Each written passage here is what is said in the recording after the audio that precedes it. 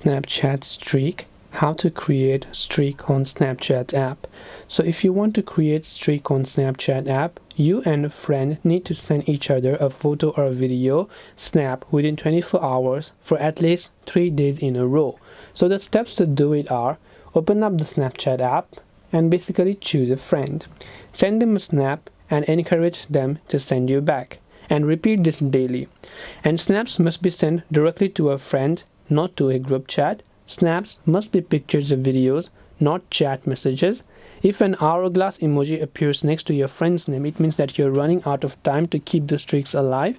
And if more than a day passes without a snap from everyone in the chat, the streak expires. Keeping up a snap streak can boost your snap score and earn you perks like emojis. This way you'll be able to create a Snapchat streak. I hope that this video helped you. If you have got any questions, feel free to leave them down below. Thank you for watching till the end, and see you soon in the next video.